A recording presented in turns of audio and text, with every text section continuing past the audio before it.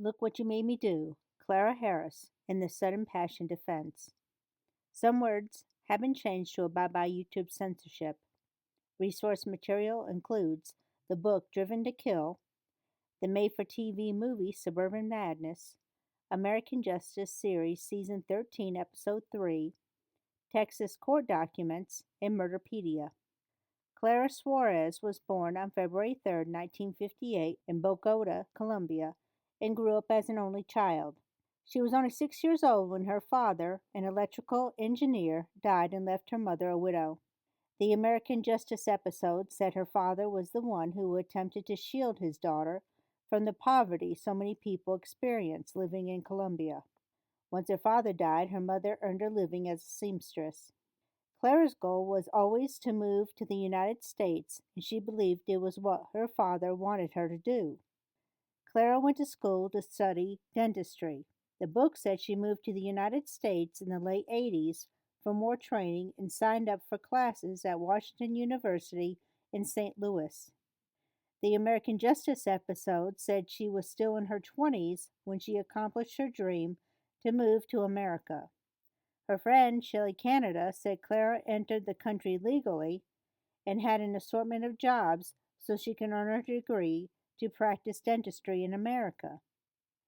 There was no explanation how Clara did that, but she was a very attractive woman, and one way immigrants can earn a visa to work and stay in America is through marriage. Clara had been married before, but there was no information about the earlier marriage. But well before she met David, she was already divorced, and she was working towards her career goals. After earning her degree in 1990, she was accepted for a graduate program with the dental branch of the University of Texas Health Science Center in Houston. She served her residency at a nearby Memorial Hermann Hospital. Clara did not have many friends at the time, but was close to Shelley Canada after meeting her at an interview at UT. Shelley was already a dental resident, and she said she fell in love with Clara instantly, and she was everything she wanted in a friend. After Clara completed her residency at Memorial Hermann, she was selected as Miss Columbia Houston. David was the youngest of four siblings and was the son of Gerald and Mildred Harris. He had a strong work ethic and a desire to succeed just like Clara. His father was a high school principal in Pearland, a working class suburb of Houston, with a large minority population. The elder Harris later headed the district transportation department. David graduated high school with an impressive academic record and was involved with many extracurricular activities like the marching band. He studied dentistry at Indiana University in Bloomington, Indiana, majoring in orthodontics. In September 1990, after beginning his final year at IU, he and his first wife separated, and she filed for divorce the following month. According to divorce records, certain disputes and differences had arisen and had existed for some time in the past between husband and wife, and as a result of said differences, they separated. David and the former Deborah S. Turner were married for 5 years when their divorce was finalized in July 1991. David and Deborah reached an amicable settlement, which is probably because they didn't have much money. Deborah agreed to keep the love seat in exchange for David bringing a VCR with him back to Texas. The former Mrs. David Harris also had custody of their daughter, Lindsay Nicole. David agreed to carry a life insurance policy of no less than $50,000, listing Lindsay as beneficiary. David was awarded summer visitations and half of the Christmas vacation with his daughter and agreed to pay travel expenses. He was ordered to pay $550 a month in child support. He also had to pay for Lindsay's fees and tuition at a state-supported college or its equivalent, plus room and board. David returned home in 1991 with his VCR and a master's degree of science from IU. He continued his study of orthodontics at the Houston Dental Branch at the University of Texas Health Science Center. He graduated second in his class and he had a strong business sense along with skills in dental specialty. David was strongly committed to his Christian faith and attended services at Shady Crest Baptist Church in Pearland. He played drums there with the Colemans, a Christian soft rock group. He was also very active and kept in physical shape with water skiing, swimming, and boating on local freshwater lakes or off the beaches on nearby Galveston Bay. The American Justice episode said Clara landed a job at a Houston dental chain, Castle Dental Center, where David Harris was working. The book writer did not appear to talk directly to Clara, and there was some confusion how David and Clara first met. Some believe they met when they were both UT students, and other reports saying they worked together at Castle Dental Center in Houston. But a Castle spokesperson said there was no records of either David or Clara working there. Regardless, the couple were soon head over heels in love and dated for less than a year before they married. Clara Lenore Suarez selected Valentine's Day 1992 for their nuptials, and they had their reception at the Nassau Bay Hilton Inn, which was just across the road from NASA's Mission Control and the Astronaut Corps. The hotel itself offered views of the Space Center in Clear Lake with its 83 slip marina.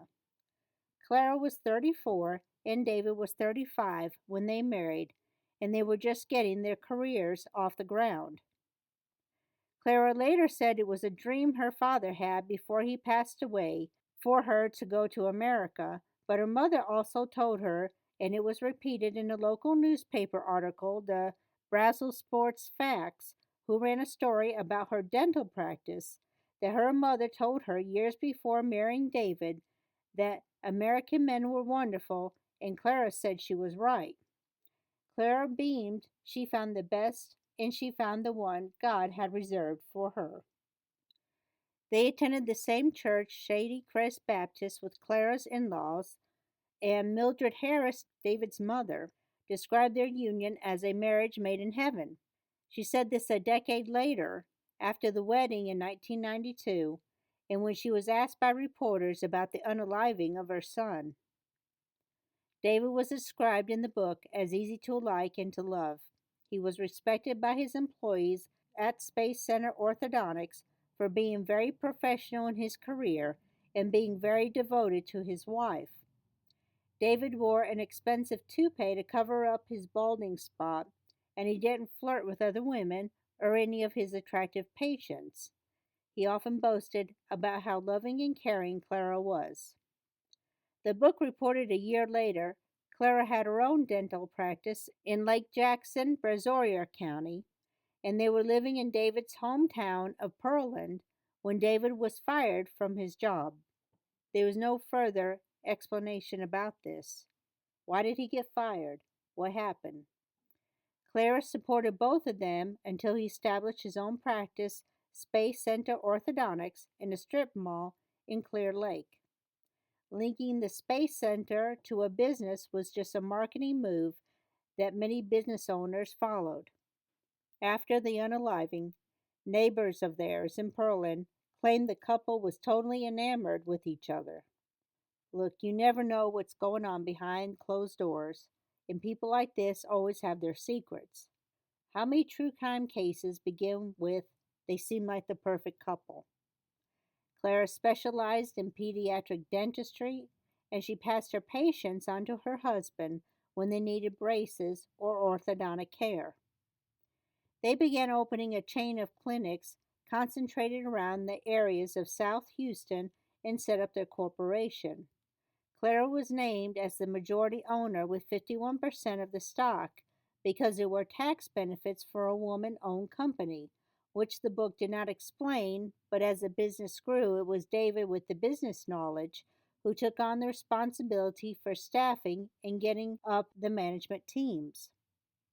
By 2001, he was clearing $35,000 in an average month just at Space Center Orthodontics, and combined with Clara's earnings and their growing chain of dental clinics, the Harris family were on their way to becoming very rich. After the tragedy, there were rumors that David was operating on patients who did not need the dental care he claimed in order to keep up with the expenses the couple had. Clara's friends in the American Justice episode claimed the couple had a 5-year long term plan to pay off their business projects and were attempting to accomplish that when everything was destroyed. They also wanted to expand their family, and Clara was having difficulty in getting pregnant. Lindsay often visited them, but they wanted children of their own. For 5 years, the couple tried, then David finally suggested they turn to a clinic for fertility treatments.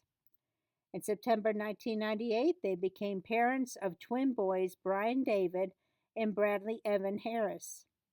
They were born at the Women's Hospital of Texas, and the Reverend Stephen M. Daly went there to offer love and blessings. Clara thought she had it all: a successful career, a successful husband, a family, and living in a magnificent, custom built white stone and brick home on a 4-acre lot worth more than $500,000.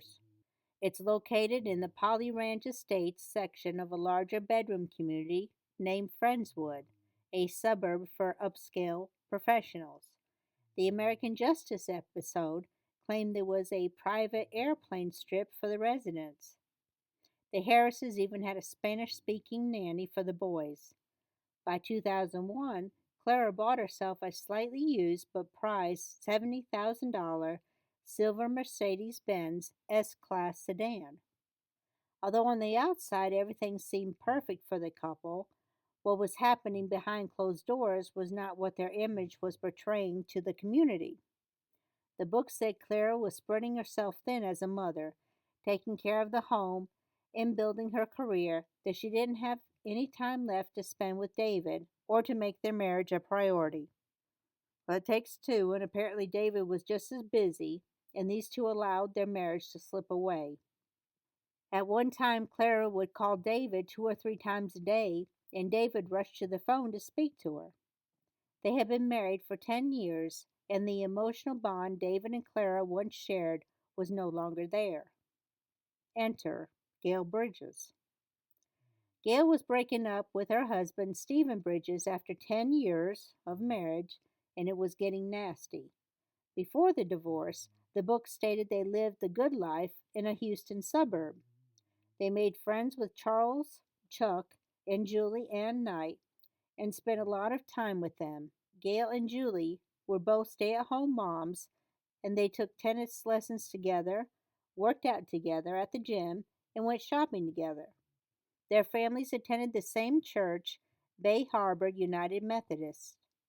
Belinda Gale Thompson grew up as the daughter of Oliver Thompson, a deacon in the First Baptist Church, and church was always an important part of her life.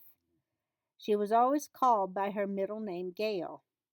She grew up in the small town of Crosby and was a very popular girl at Crosby High School. She was a cheerleader for 3 years and performed in the marching band. After graduating in 1981, she enrolled at Lee College in Baytown on Galveston Bay, where she earned an associate degree. She continued her education at University of Southwest Louisiana in Lafayette and at the University of Houston. Gail and Steve married on July 16, 1988, and by all appearances, like I said, you never know what's really happening behind closed doors. But by all appearances, they seem like the classic all-American couple. Steve Bridges worked as an agent for State Farm Insurance. While he wore suits to work, Gail had a fashionable wardrobe with plenty of party dresses and fine jewelry. Steve was proud of his pretty wife and could afford to indulge her.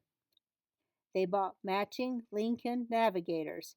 Hers was fire engine red and his was white. Gail wasn't a former beauty queen like Clara, but she was petite and provocative. That's what the book said, with white skin and lustrous brown hair to match her almond brown eyes. Later, she had, fake chest pillows added to her pixie frame, and she was very proud of them. Business was booming for her husband Steve, and his income afforded them a home in the exclusive gated community of South Shore Harbor in League City, part of the widening sprawl of old and new communities between Houston, Texas City, and Galveston. It also bordered Friendswood to the south and east, where Clara and David lived. Gail and Steve initially were members of St. Mary's Catholic Church but left to join Bay Harbor United Methodist, transferring their children to the church schools. By all accounts, she was a typical suburban mom with a Dorothy Hamill haircut and wearing hip hugging jeans. They made friends with Chuck and Julie Knight, and Gail and Julie, the curvy blonde, were seemingly joined at the hip. They went on vacation together to Colorado without their husbands, and when Gail had her chest surgery, she recuperated at Julie's home. The book said both of their marriages fell apart in 1999, and their husbands were suspecting Gail and Julie of having an affair. Chuck hired a private detective, Blue Moon Investigations, to have his wife and her girlfriend followed. He spoke to the agency's vice president, Bobby Baca, who did much of the investigating. Later, Bobby said both Steve and Chuck were splitting the costs. Chuck later denied he knew anything about it. Blue Moon Investigations billed Chuck $55 an hour for a 4-hour minimum on his credit card. Apparently, Gail and Julie were having a girls' night out shopping trip and had babysitters at home for the children, but Chuck in particular did not think the outing was so innocent. He told Bobby he thought they would go to a hotel or pull over beside of the highway and do it there. He said Gail had a chest job and his wife wanted to touch those puppies. Those were his words. Chuck even disabled Julie's vehicle so they would be able to tail her, and he said Gail drove slower than his wife. Bobby waited for the two women to leave the night house, and they drove off in Gail's red Navigator to stop at a mall. They went to a few stores, then to 9 West for shoes. Then they went to McDonald's and ordered a few soft drinks before returning home. Bobby told Chuck that she didn't see anything romantic between them and asked him if he understood that women were different than men and it wasn't unusual for them to hug and kiss. Later, Bobby said Gail and Julie were like Wilma and Betty from the Flintstones. They shopped together, they had kids together, and they were friends. Bobby Baca and Blue Moon did not work for Chuck again. The young housewives filed for divorce close together in the spring of 1999, Julie on April 22nd and Gail 6 days later on April 28th. Gail cited discord and personal conflicts as grounds for dissolving her decade-long marriage. In a countersuit, Steve accused Gail of cruel treatment and having a romantic affair with Julie. Gail and Julie show up at the second-floor offices of Blue Moon, unaware that it was the same agency their husbands had commissioned to follow them. They were worried their husbands were going to charge them with having a romantic affair in order to force them into lower property settlements and were already spreading rumors about them. The husbands wanted to trap them by getting pictures of them naked in bed and told Bobby what they were looking for. Bobby said sometimes women were so desperate to keep their marriages together, they agreed to threesomes to keep their husbands satisfied. Then their husbands claim later it's their wives' affairs. The sage investigator said it was sad because they were good mothers and cared seriously about their children. Gail and Julie thought their husbands, Steve and Chuck, were the ones out having affairs and thought about hiring an investigator to follow them. In the end, Gail didn't want to stir up any more trouble in the divorce and decided not to put a tail on Steve. But Julie wanted someone to shadow Chuck, and after a few days, an investigator observed Chuck visiting the house of a friend near his home, and a woman was also showing up at about the same time. Well, well. Soon after that, Chuck and the same woman flew to Tampa, Florida for a weekend getaway. How about that? When confronted with the proof, Chuck claimed he didn't start seeing the woman until after he and Julie were separated. Yeah, right. And the biggest surprise was the woman he was having an affair with was Lori Wells, a part-time baton twirling instructor who was one of Julie and Gail's closest friends. She and her contractor husband Steve lived in Dickinson, a smaller community in the scattered suburbs sprinkled between Houston and Galveston. Gail met Lori in Lama's class and invited her to attend Bay Harbor Methodist. The Wells couple socialized with the Bridges and the Knights. Then the Wells broke up, and it seemed like divorce was a deadly germ and the infection was spreading. Whenever someone is accusing you of having an affair, and you know you're not, it's a defense mechanism known as projection or guilt transference. It's designed to deflect suspicion and manage their own shame. By creating a best defense is a good offense scenario, they keep you on the defensive, confused, and less likely to uncover their infidelity. They project their own guilt, immoral behavior, or insecurity onto you to avoid taking responsibility. The baseless accusations can be a tactic of emotional A word to break down your self esteem, isolate you, and to control the narrative of the relationship. By convincing themselves that you are doing the same thing, they feel less guilty about their own actions. Since they know how easy it is to cheat, they become hyper aware and are paranoid that you are doing the same thing. And it was getting really messy in the suburbs. It's almost always like this in these communities. They're really built on bad foundations with people living these fake lives, supposedly attached to churches, just like the Real Housewives shows. They cheat on each other, they stab each other in the back, all the while they live their lives trying to impress one another, particularly with materialism and buying luxuries. It's all about keeping up with the Joneses and nothing to do with really caring about each other. And adultery is one of the poisons that stem from these fake societies. These people who once socialized together were now fighting like feral cats, leaving threatening messages on voicemail to each other, stalking and harassing each other, sometimes shouting at each other in front of strangers. They were battling in the courtrooms over the kids and the joint property. There was lots of gossip going around about the affairs, homosexual affairs, bed hopping, and stalking making the rounds.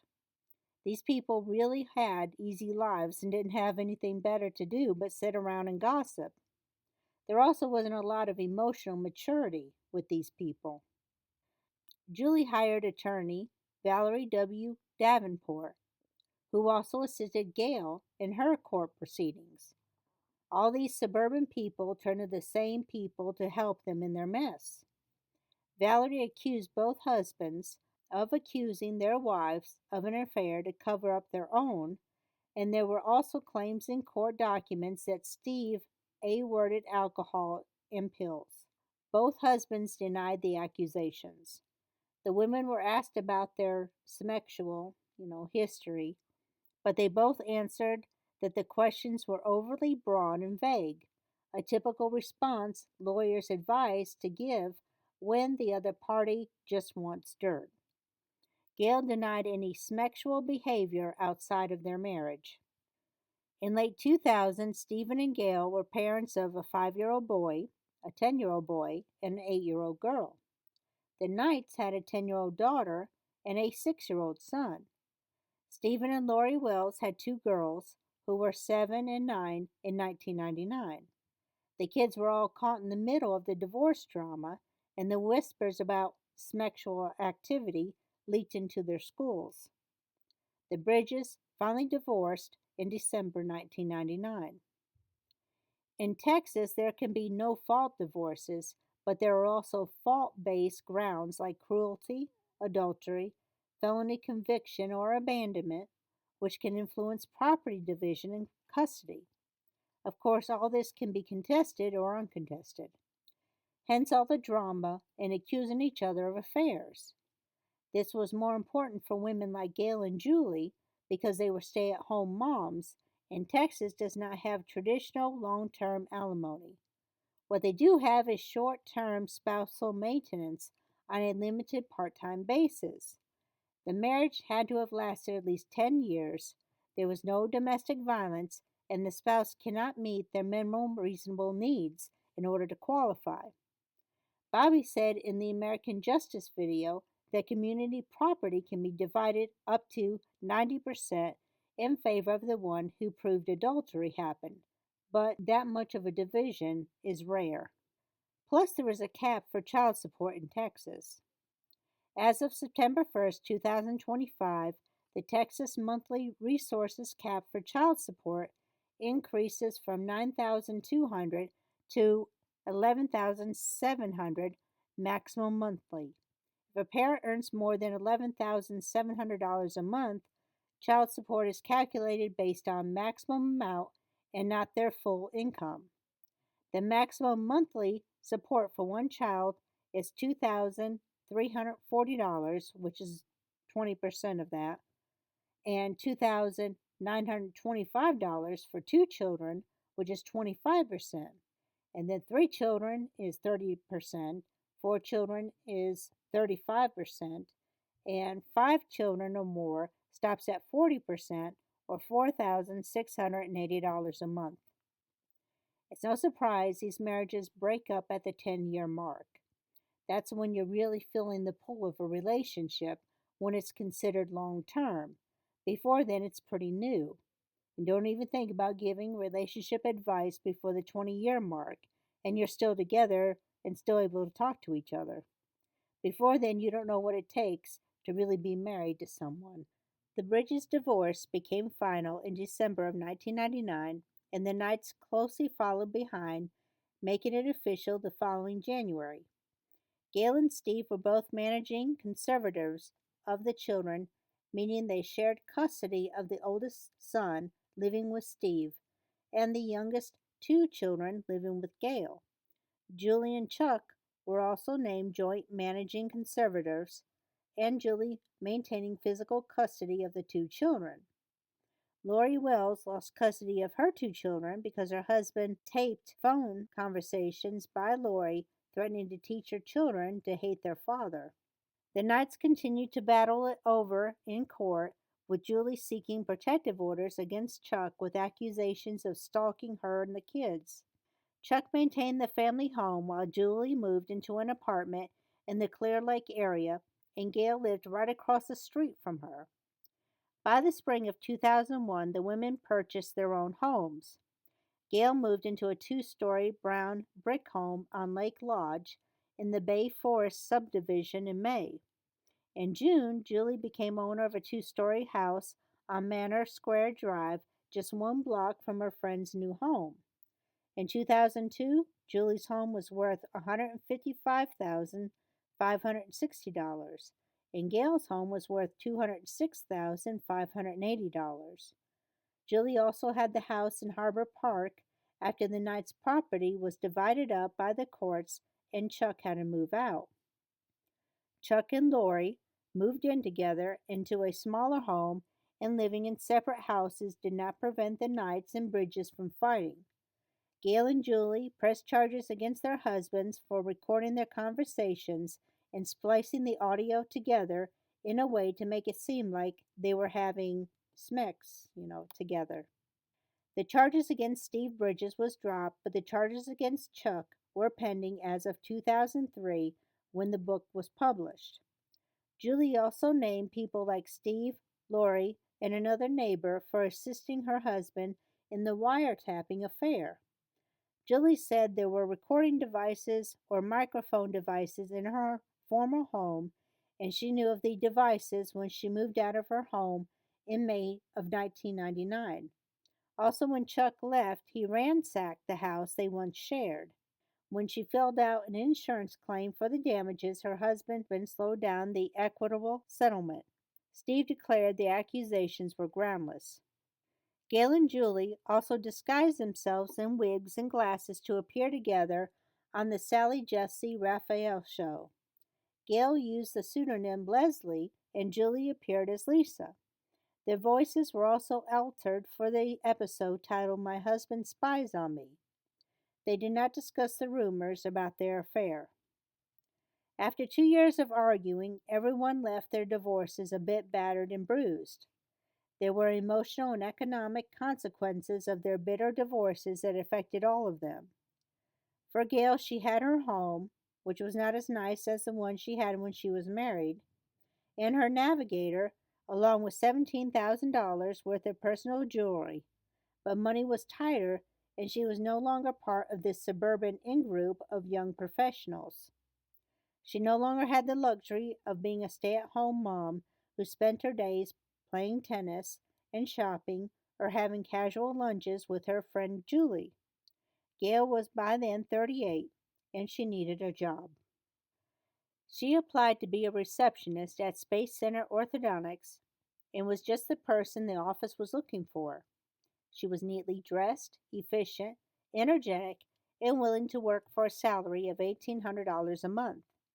She could not afford her previous lifestyle, but she could look out for new opportunities. The movie made it seem like she was unskilled for the job, but that was not the case. Also, David was not the one who hired her.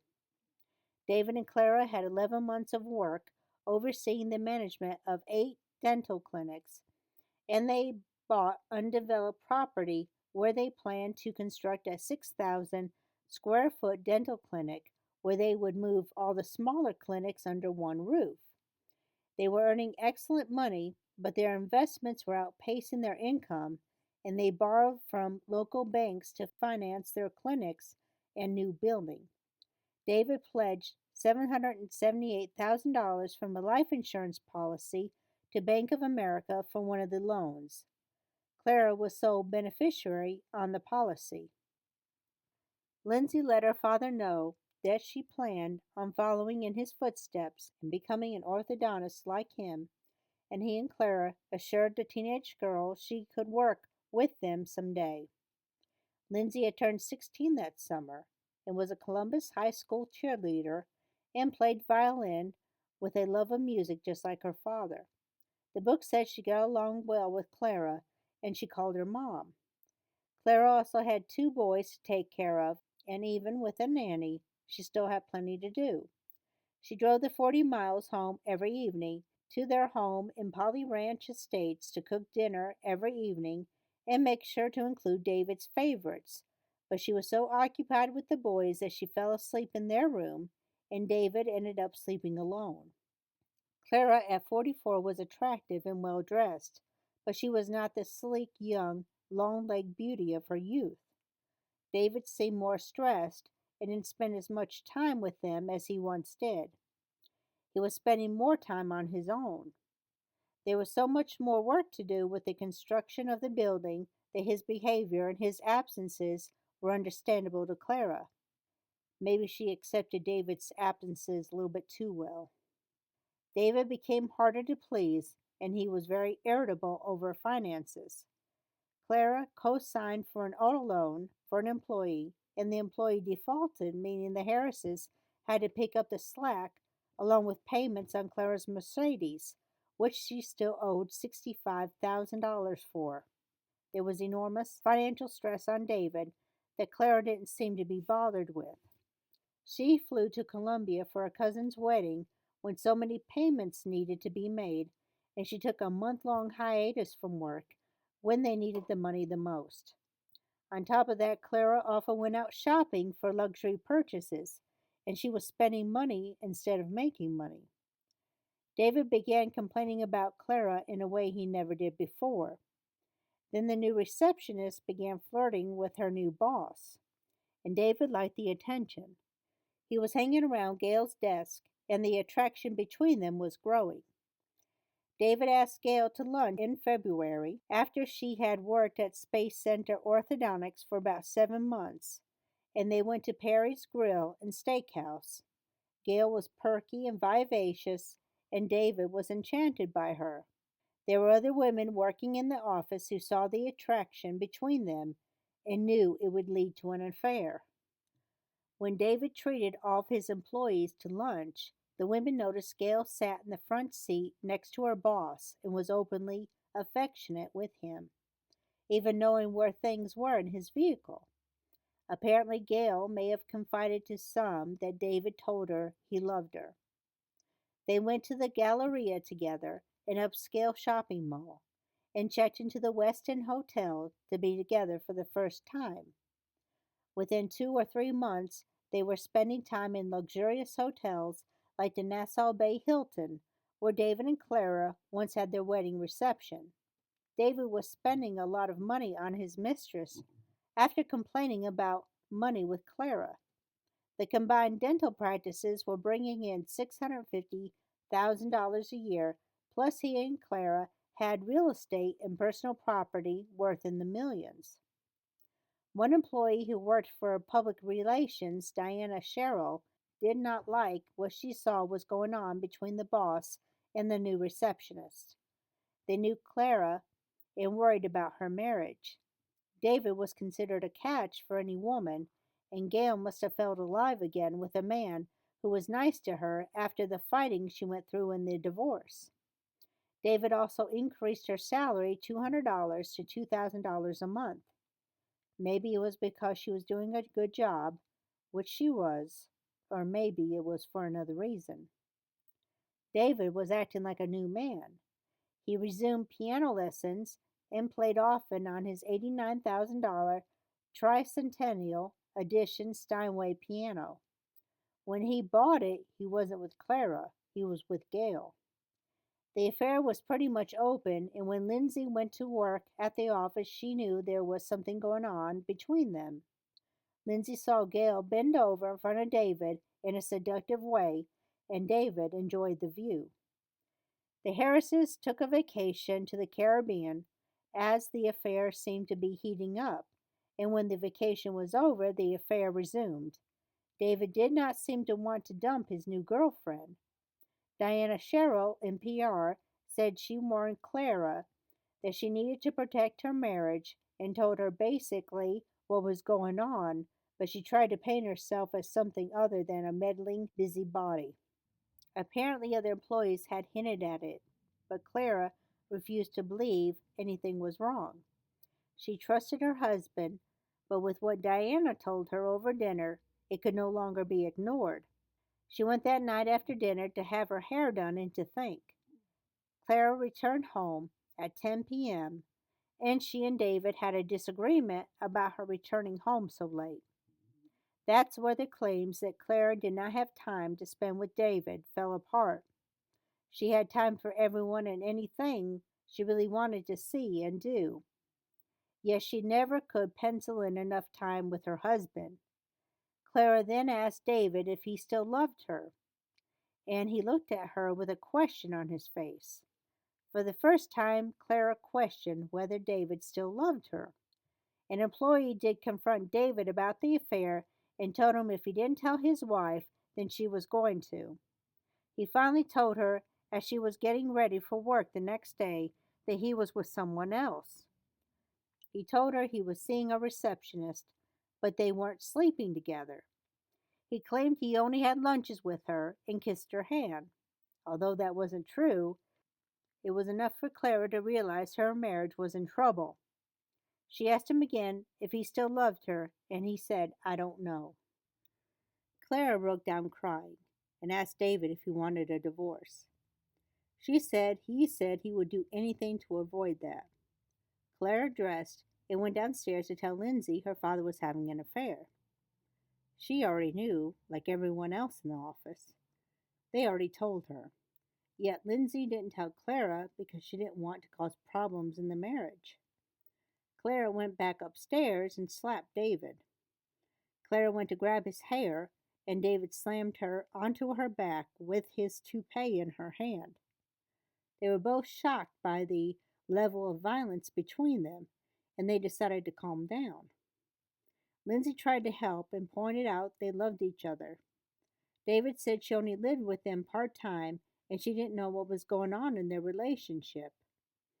They all went in Clara's Mercedes to Space Center Orthodontics to fire Gail. Lindsay said David didn't want Gail to go, but Clara was adamant that she must be fired.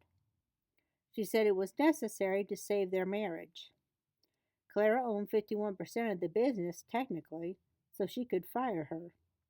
She stormed into the office and pulled Gail into an empty room, slamming the door behind them so hard a clock fell off the wall. David waited outside until Gail came out and cleared out her desk. Lindsay tried to help by giving her books about repairing damaged relationships, and that's what they had, a damaged relationship. It does not excuse the affair David had, but when two people spend so much time apart and they don't make their marriage a priority, then this is what happens to marriages. There were plenty of divorces happening around them, and Clara did not want to be one of those women. Although if Clara did end up in divorce court, the fact she owned the majority of the business and had an established career of her own meant she would be okay financially, even if she had to take care of herself and her children on her own. They went to talk the next night about their relationship and ended up in a sports bar. Clara, being a perfectionist, grabbed a napkin and a pen, and she wanted David to compare her qualities to the qualities of her rival.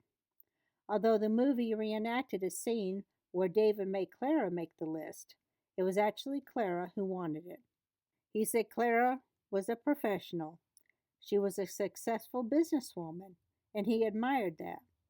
She had pretty eyes and hands, but he said she didn't listen to him. They didn't spend time together. She cared more about the children. She worked too much. She said he called her fat and opinionated.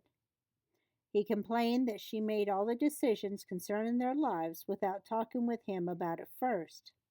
He said she was loud and she didn't smile. A quick look on Google brought up photos of Clara smiling all the time, but she didn't seem to be smiling around David. She didn't seem to be really happy with him. Then Clara wanted to know what he liked about Gail. Of course, Clara's friend said he liked her chest augmentation as her best quality, but the list Clara had said much more than that. In the book, David said she wasn't even pretty, but she supported his ideas and what he wanted to do. She communicated well with him and she talked to him often. She had a pleasing voice and she smiled a lot. She was optimistic and she didn't put him down. She was willing to do things he wanted to do. Something David mentioned really hurt Clara and explained how out of touch the couple was at the time. He said Gail was very petite, and when they slept together at night, she was the perfect size to rest beside him. He held her all night long in a way David never did with Clara, and Clara had no idea they were spending nights together because she was sleeping with her sons. It seemed that the couple had real problems to deal with, but Clara was just focusing on the superficial.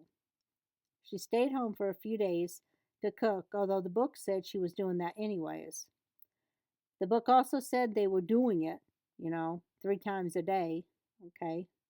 She bought an expensive 1-year gym membership for $1,277.25 and hired a personal trainer to get her back into shape.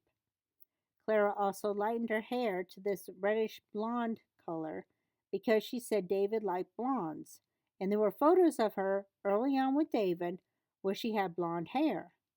But Clara was from Colombia, and the predominance of Colombian women have brown or black hair. David found blonde hair so beautiful. Why did he marry a Colombian woman? And why did he have an affair with a woman with dark hair if that's so important to him? Clara also made a down payment on her new chest and for a tummy tuck. She stopped wearing her conservative mom wardrobe and wore more provocative outfits with a splurge of hundreds of dollars on Victoria's Secret lingerie. Clara's actions may stem from being from Colombia, where a man cheating can be blamed on women, from the cultural norms and societal attitudes toward infidelity, where blame is often cast on the wife or the other woman. The wife is blamed for not satisfying the husband and for placing too much of a focus on the children or the home or work. The other woman is blamed for enticing the man rather than blaming the man for breaking his commitment. There are some people who believe that men cheating is a biological issue and is almost inevitable. Some women think men are as bad as dogs. And if the man has an affair but doesn't love the mistress or leave the home, they will look the other way and allow it to happen as long as the wife is still taken care of financially. They present as a couple, and she remains Mrs. David Harris. And that's something about Clara's story that sounds suspicious. When the office women knew David and Gail were having an affair, and they said they were dropping hints to Clara, and she just wasn't biting. Clara's a very smart woman. Maybe she didn't know David was messing around, or maybe she just didn't want to know, as long as she still had her life. In the world of what if these office women knew about what was going on and just kept their noses out of the marital problem? It may have happened that David would have grown tired of his new toy and ended the relationship without Clara being confronted with what was going on. David would have lost half of what he owned, at least. Plus, his mistress had 3 children and a very mean tempered ex husband to deal with. Would it really have been worth it to him in the end? Once confronted, Clara was ashamed that other people knew, and she didn't even confront David with the affair in the beginning. She just wanted to know if David still loved her. If he hadn't hesitated, Clara may have felt much better about the situation. She may have looked the other way and allowed the affair to just fizzle out. If the marriage is strong enough, then it will withstand an affair. Maybe everything could have turned out differently for David and Clara if people just stayed out of their business. Of course, the other woman would have to accept her role as mistress and not try to take the husband away from the family, and the wife wasn't so sure about the girlfriend's intentions. Clara was calling Gail's home to threaten and harass her, and Gail notified the police about it. One of Clara's friends tried to say she was just calling to thank her for opening her eyes to David, but that doesn't make any sense. Clara was an emotional wreck over the affair, and although her friend said in the American Justice episode that she lost 15 pounds in 2 weeks because David said she was fat, in the book it said Clara was so devastated that she couldn't eat and was so consumed by what was going on that she lost a dress size in a single week. The book said that David and Clara sat down with Lindsay and his parents to confess the affair, but in the movie, Clara was the one who called David's parents and brought them into their marriage troubles. It's understandable that Clara wanted to save the marriage and was looking for reinforcements, but it may not have been the best decision to bring all of these people into their problems. In the end, it may have done more damage than good. David claimed he needed to meet with Gail in person one last time to apologize to her and make it clear it was not her fault. Not only did Clara agree to this, but she said if David kept his word and helped preserve the marriage, he could continue some kind of friendship with his former mistress. The meeting was to take place at Perry's Grill and Steakhouse early Wednesday evening on July 24th. Everyone knew David was supposed to break it off with Gail, and Clara wanted proof. She flipped through the yellow pages, and wouldn't you know it, she found an advertisement for Blue Moon Investigations. Seems to be the only investigative agency anyone called, and they specialized in domestic investigations. She went to the office to hire an investigator, but Clara wasn't interested in a divorce. It was clear to the office worker that Clara wanted to preserve the marriage. More so than the marriage, she was worried about the money. Clara explained that David was a good man who was naively allowing himself to be deceived by a calculating woman with her eye on his pocketbook. She also wanted Gail tailed for a few days, but not when she had her children. Apparently, she heard rumors that her rival was involved with another woman, and she was worried they had hatched a scheme together to get his money. She was concerned about the financial empire they had together, and she didn't want David blowing money on Gail.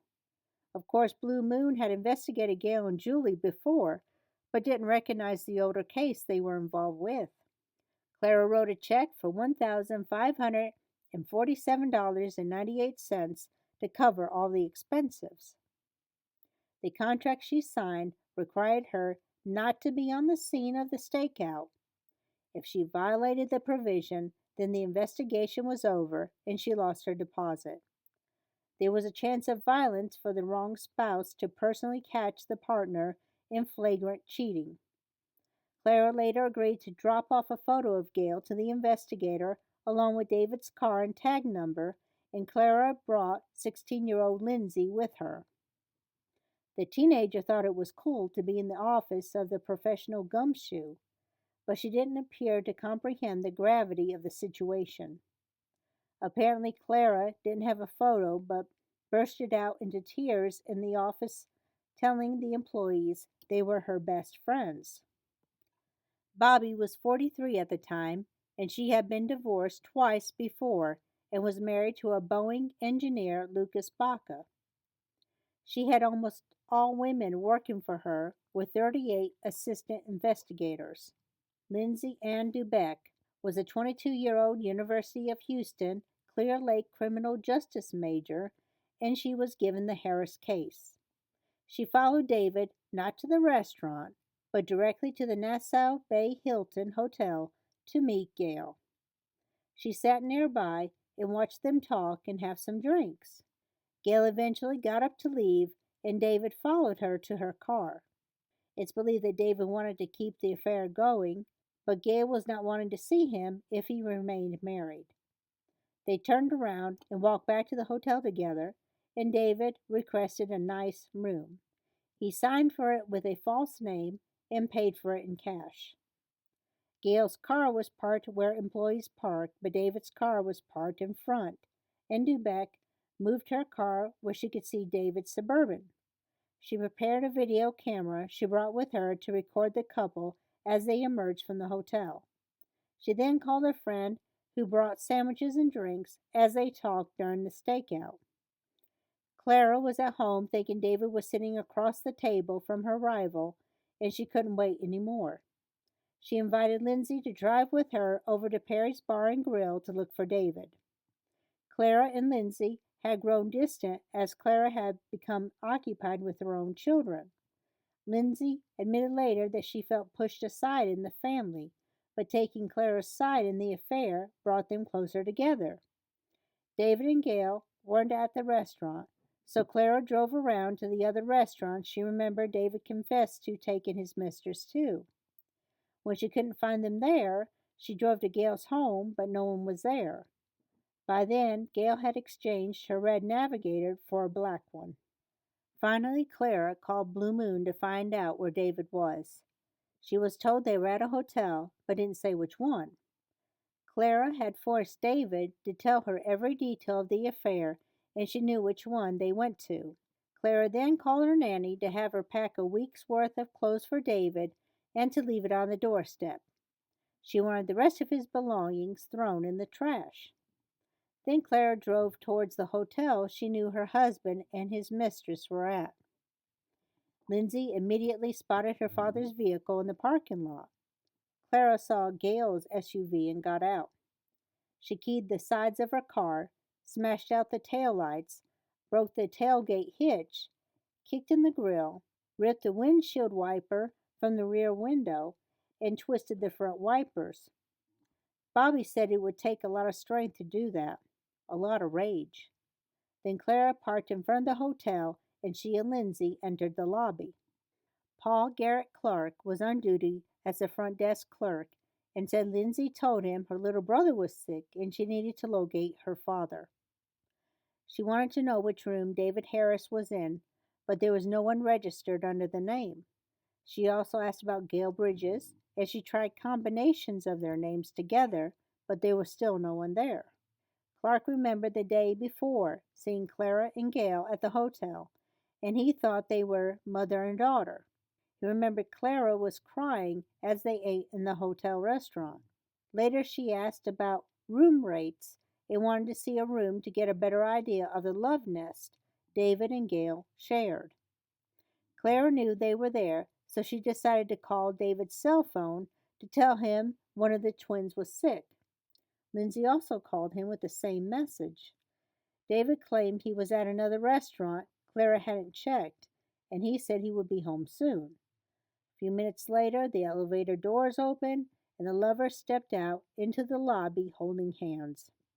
"You biatch! He's my husband!" Clara screamed as she launched herself at Gail. She grabbed a fistful of her hair and ripped at her blouse while she yelled. Gail was much smaller and couldn't defend herself from the angry blows of Clara. "This is Dr. David Harris, and he's F-wording this woman right here," Clara screamed.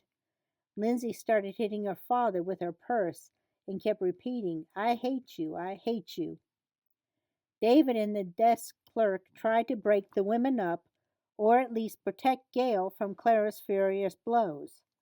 Paul squeezed in between the women, trying to protect Gail with his own body. He was hit 3 times to the temple. Another hotel employee called the police while 10 other employees tried to intervene. John Tyler was a guest just getting into his car when he heard screaming and ran toward the entrance. He saw one woman battering the other, and just as employees pulled them apart, Clara would lunge back and attack again. He and another friend tried to help, but he said Clara was violently angry. Finally, David grabbed at Clara's face and shoved her to the floor and kicked her. Clark helped the beaten Gail up, and she asked to be helped to her car. Other onlookers helped her gather the contents of her purse, and David left with Gail and Clark as her escort. Another hotel guest told reporters that he heard David told Clara, "Goodbye, I'm leaving you." Clara and Lindsay were escorted through the lobby, and Clara glared in the direction of David as she went to her car. David was yelling over and over, "It's over, it's over."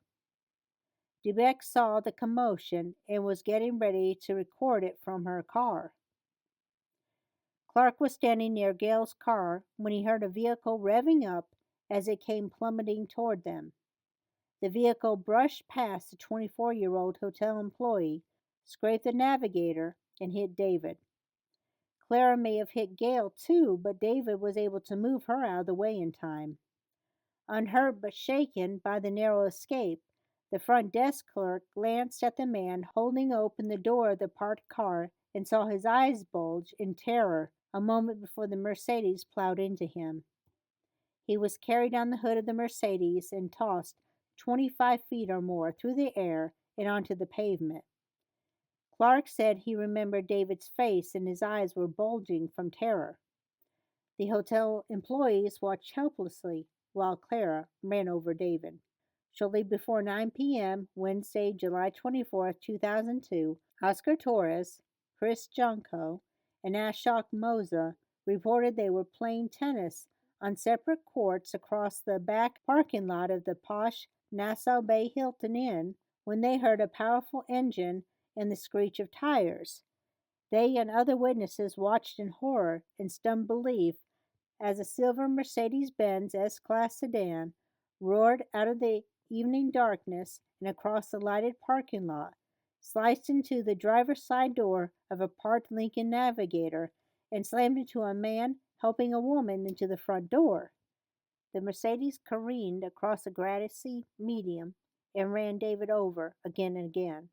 The screaming teenager in the car was unable to get out of the car and was pleading for the driver to stop. "Please stop! Please stop the car!" she cried. Clara was furious and wouldn't stop while Lindsay felt every bump knowing her father was being run over. Mose at first thought the object the Mercedes hit was a duffel bag, then realized it was the broken body of a man. He watched as the teenage girl opened the passenger side door of the Mercedes and touched her feet on the pavement as if she was trying to stop the car or get out.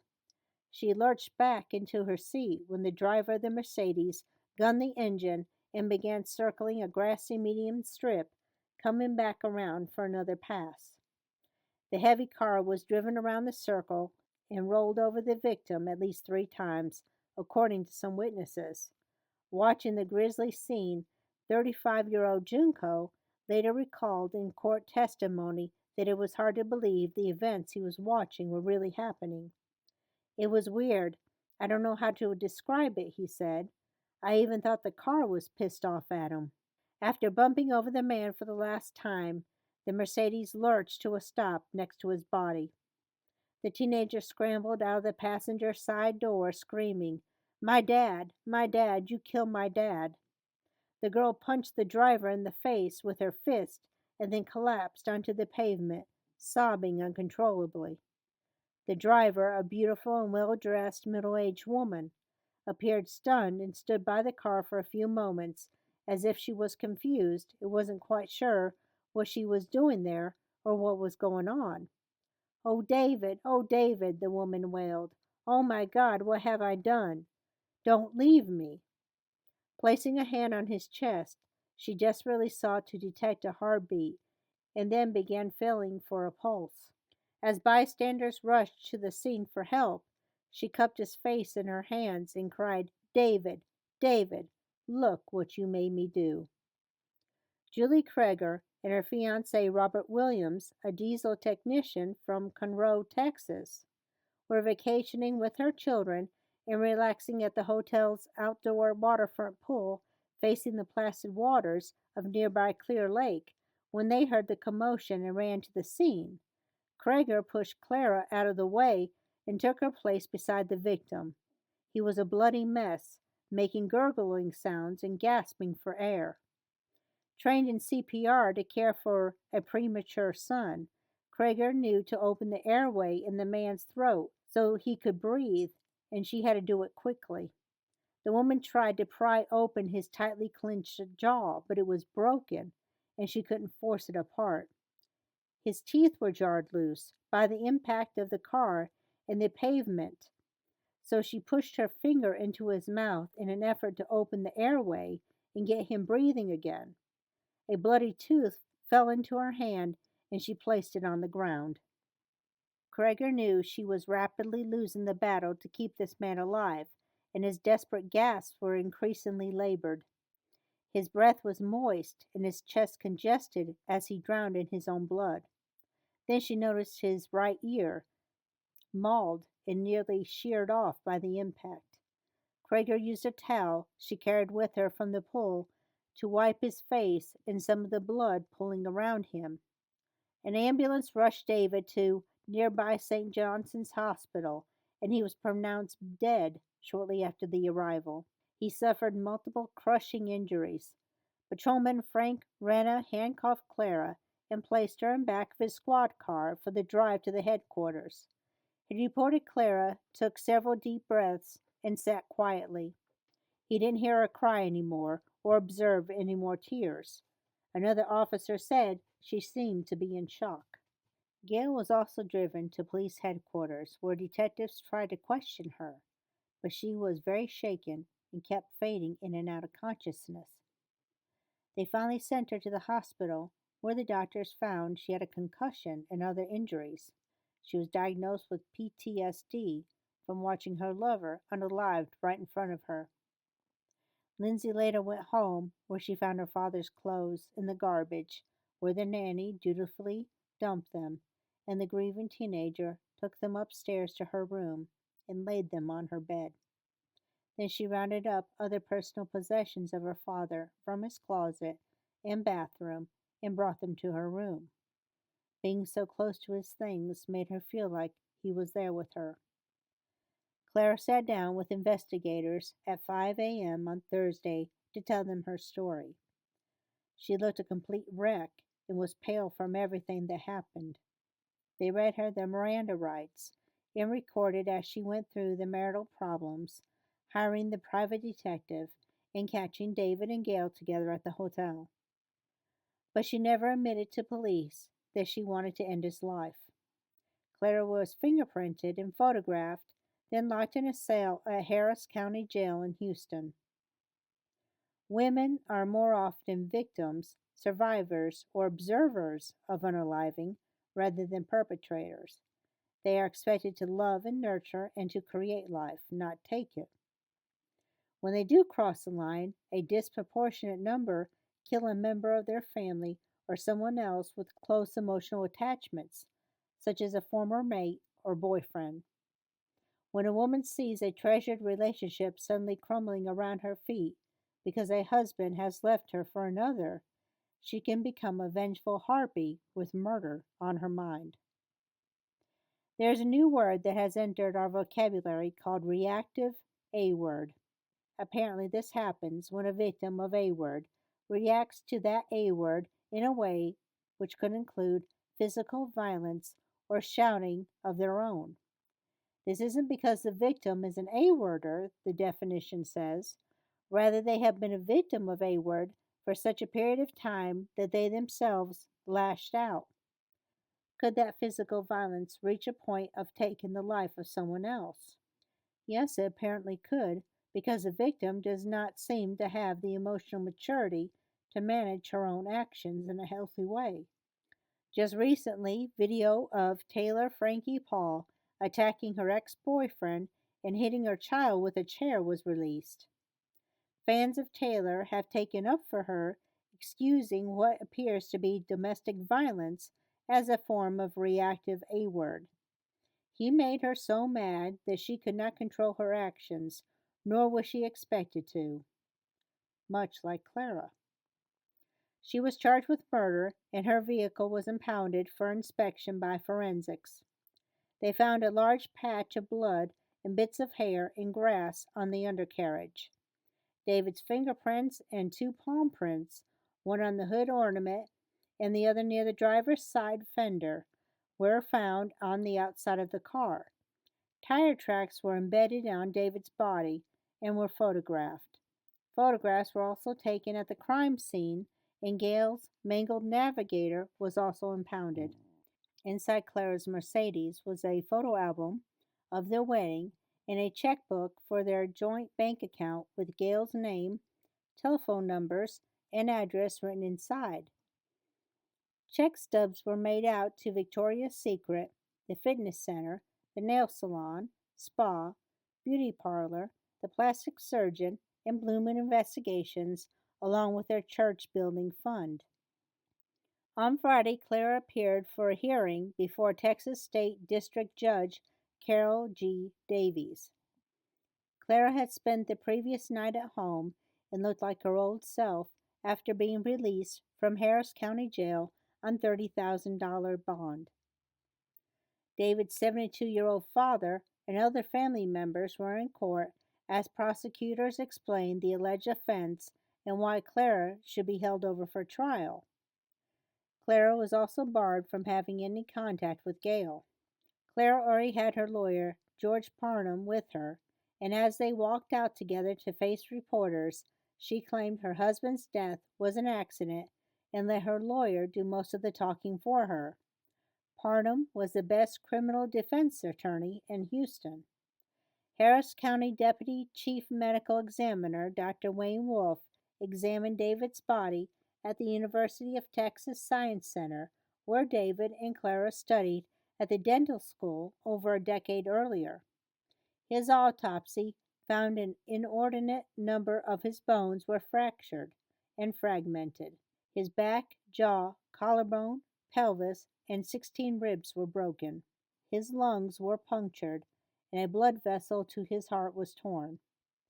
After the autopsy was concluded, his body was released to his family, where his life was celebrated, and he was laid to rest on Saturday, July 27th, in the chapel of the South Park Funeral Home and Cemetery in Pearland.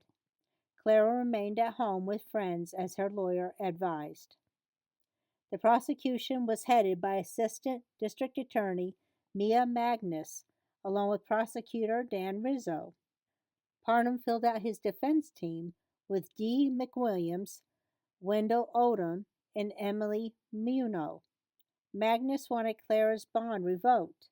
She went to Gail's home Friday evening, less than 24 hours after her release from jail. Clara and an unknown man were pounding on Gail's door at 5:45 p.m. while Julie Knight was there at her home. but Clara was with her attorney and could not have been with the man. Clara had not violated the judge's order, and the motion was revoked. Just days after his death, David's ex wife, Deborah Shank, filed a lawsuit on behalf of their daughter in U.S. District Court for the Southern District of Texas in Galveston, seeking his estate. Lindsay's mother saw a restraining order to freeze his assets to prevent Clara from spending his part of their assets to defend herself from unaliving him. The court issued the order. The largest part of that estate was 3 insurance policies that totaled $6.25 million and had Clara as the sole beneficiary. Texas probate and insurance codes prevent anyone from willfully bringing about the death of someone to collect on that individual's insurance policy as a beneficiary. A lifelong friend of David, named Robert P. Blanchard, was named executor of the estate. He was given permission to pay some of the lenders the Harrises had borrowed from. One of the smaller insurance policies had Lindsay's name as part of the divorce agreement between her parents. The probate court found the Harrises had a net value of $3.6 million. They also had $2.7 million in liabilities, including $65,000 for the Mercedes Clara used to run David down. Clara was facing murder charges in a state and a county known for being tough on killers. Texas executes more convicted unalivers than any other state by lethal injection. In 2002, when David lost his life, 33 death row inmates were executed in the Lone Star State. 1/3 of those inmates came from Harris County, which encompassed 1/6 of the state's population. Although women rarely face the death penalty, Texas legislators and juries have executed women before. Carla Faye Tucker hacked her ex-lover and his female companion with a pickaxe in 1983 and was executed in 1998. She was the former SMEX worker and recreational substance addict who committed the crime during a robbery and later became a Christian in prison. Betty Beets was a barmaid who disposed of excess husbands under a wishing well in the front yard in a lake. She was executed on February 23, 2000. In September 2000, a new 12-cell women's death row was opened to replace the old 8-cell one nearby. Darlie Routier sits on death row today after being convicted in 1997 of the 1995 brutal stabbing of her son Damon. Devin was also stabbed to death, but Darlie was only convicted for one child's life. Andrea Pia Yates was also charged with capital crimes after drowning her 4 sons and infant daughter in the bathtub. The jury and judge gave her life in prison in March 2002. In a 2006 retrial, she was found not guilty by reason of insanity and committed to a state mental hospital. Reporters were clamoring for more information on the Harris case, and Parnham assured them that the act was not in any way akin to the mentality of Clara Harris. Early on, it seemed her lawyer might even claim temporary insanity, or at least the sudden passion defense, combined with a conviction that could mean as little as a 2-year prison sentence, or Clara's supporters were even hoping for probation. Parnham said his client would plead not guilty to the charge. Clara contacted Blue Moon Investigations and wanted a partial refund, and Bobby explained to her what the contract she signed said. She would not receive a refund. Clara was also informed of the videotape the investigator made at the scene and during the tragic incident. Bobby told her she didn't know what was on the tape because it had been turned over to police. Blue Moon wanted the videotape returned, but the judge refused the request and it was placed under judicial seal. Clara told her twin boys their father was on a business trip, but they were smart enough to understand, even at their ages, that something was terribly wrong. Finally, she told them that their father was never coming home and Brian asked her if he was in heaven. Clara later told reporters she didn't think they were old enough to understand. The majority of people in their circle, family, friends, church members, didn't even know Clara and David were having problems in their marriage. Everything happened so fast, and they had such an image to uphold of the perfect family. Even Clara's closest friends had no idea what was going on, and Clara was in such a daze that they had a hard time getting the information out of her. They did come to her defense and strongly supported her. Clara's mother was crushed at the news, but was in frail health and could not fly to Texas to be with her daughter. Strangely, David's parents, Gerald and Mildred Harris, would go on to support Clara. That put a rift between Lindsay and her grandparents, who did not support the woman who ran over and unalived her father right in front of her. The press covered this story as a seamy love triangle with a self absorbed, philandering husband and a long suffering, turned homicidal wife, along with a predatory, home wrecking mistress. The salacious, lethal story appealed to many in a society of failed marriages, bitter divorces, and accusations of affairs amongst the wealthy in upscale suburban enclaves. Local newspaper and television stations reported on the case daily and it soon went nationwide and around the world. Late night television talk show hosts were having a field day telling jokes about the terrible event. Clara gave interviews to major television channels like NBC and CBS and claimed her husband told her he loved both her and his mistress. Parham hired a public relations firm to handle the deluge of requests for interviews and information about his client. He confessed he thought it was the most sensationalism he had ever seen over a case. There may have been a previous case that brought that much attention in a very similar situation. In November 1989, Betty Broderick entered the home of her ex husband Dan Broderick and his new wife Linda as they slept in their beds early on a Sunday morning and shot them. Dan left their San Diego home in February 1985 after accusations by Betty that Dan was having an affair with his office assistant Linda Coquina. The divorce was granted in 1986, with Betty contesting court rulings as an attempt to delay the proceedings. They have been married for 16 years. Their assets were not finalized until 1988 to Betty's dissatisfaction. Throughout the separation and divorce, Betty dropped the children off at their family home where Dan resided and refused to take them back, forcing Dan to take care of them. She also rammed her car into the front of Dan's home he bought separate from Betty. She threw a Boston cream pie all over Dan's bedroom when she found out it was made by Linda. She threatened repeatedly to take the life of her former husband and ignored numerous restraining orders barring her from his property. Betty was diagnosed on 3 occasions by psychologists who found she had histrionic with narcissistic personality disorders. The state of California brought 2 charges of first degree, but 2 of the jurors held up for manslaughter and they could not reach an unanimous verdict.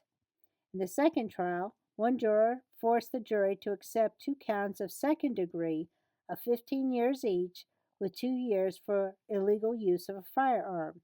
She was denied parole in 2010 and again in 2017 because she expressed no remorse nor acknowledged any wrongdoing. She will not be eligible for parole again until 2032, when she will be 84 years old. Betty's case also gained notoriety in popular culture as books, movies, and newspaper articles were written about her in the same way Clara's case was covered. And both Betty and Clara continue to be dramatized, with both women covered in special episodes of the TV series Snapped, depicting women who take the lives of other people. There are some characteristics similar with Clara and with Betty. Both women were very attractive, with Clara winner of a beauty contest and Betty worked as a model in New York. Both women were described as very ambitious and highly intelligent. Both women married men with degrees and earning potential above their own earning capacity. Both women were very materialistic and spent money on high end luxuries. Both women were also considered perfect mothers and good wives. Much like the Betty Broderick case, there seemed to be a division in the battle of the sexes with Clara's crime. As the other woman, Gail was given a solid working over, and some women preceded their opinions with vivid descriptions with their own troubles with home wreckers and deceitful females on the prowl for vulnerable husbands who could be lured away from their wives with promises of smecks and romance. Clara was also roundly castigated, most often by men, and depicted as a vengeful wife whose bloodlust wasn't satisfied until she unalived her unfaithful husband. Courthouse wags talked about the victory laps Clara made around the track. Parham predicted the Harris couple's relationship would take center stage and declared if David was a faithful husband, then he would still be alive with his family. He planned to paint Clara as a saint while depicting David and his girlfriend as the villains. Parham declared it was a case of a woman scorned and wondered what would go through a woman's mind seeing her life jeopardized as the elevator doors opened and David and Gail walked out. If having a private life exposed and surgically examined by hordes of strangers was difficult for Clara, then it was even more devastating for Gail. As a mistress, she was aligned as a sexual deviant and was greatly traumatized emotionally and physically. David almost became a footnote in the spotlight of these two women. With the glare of the media attention, Gail's ex husband Steve filed to reopen the custody agreement from the divorce. He cited fears that the children might be in danger because Gail could be a target by Clara. Clara knew who their children were and attempted to hit Gail on the night David died. He also stated Gail and Julie were arguing and their relationship was stormy. Along with Steve, Julie's ex husband Chuck was also seeking custody of their children because Julie's friendship with Gail also endangered the Knight children. Their lawyer said any rumors of an affair between the women were false, and Chuck soon dropped his petition, with Steve continuing to seek full custody. On Wednesday, October 9th, a Harris County grand jury returned an indictment charging Clara with the unaliving of her husband by running him down with her Mercedes, and Clara, with her lawyer, was expecting it. She planned to plead not guilty on October 18th. It was a first-degree charge rather than capital charge, and she would not face the death penalty. A capital offense is only considered under certain circumstances, such as aggravating conditions as a slaying during the commission of another crime, such as armed robbery, R-word, or other offense, hiring someone to take another's life, unaliving a child under the age of 6, the unaliving of a firefighter or police officer, or other special factors.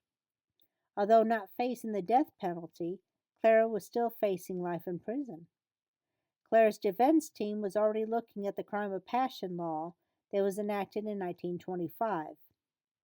Back then, it only applied to men who found their wives cheating and found homicide would be justifiable.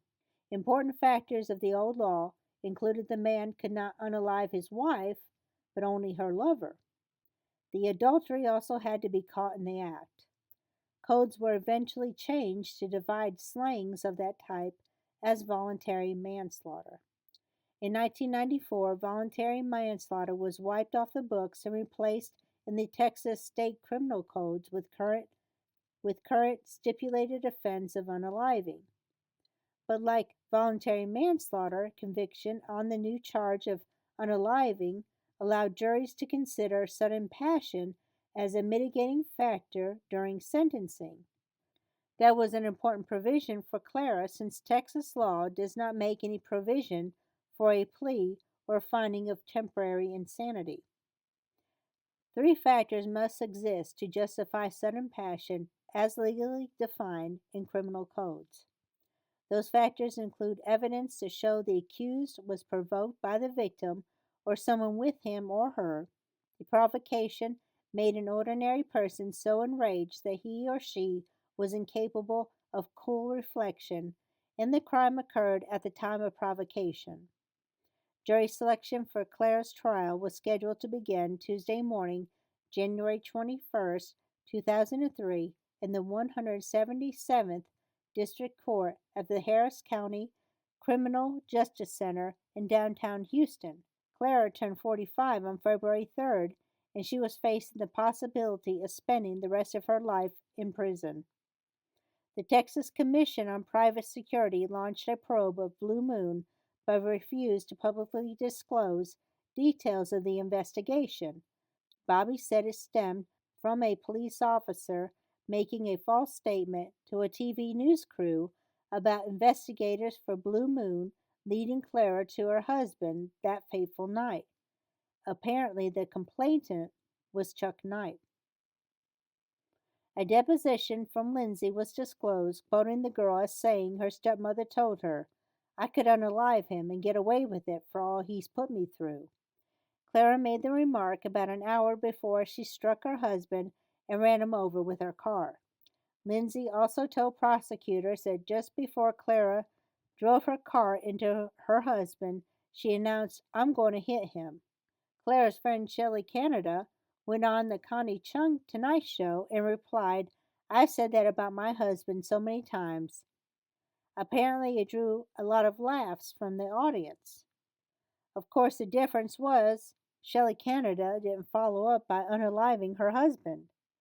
Parnham was worried about the statements reaching the jury and believed the statements were taken out of context.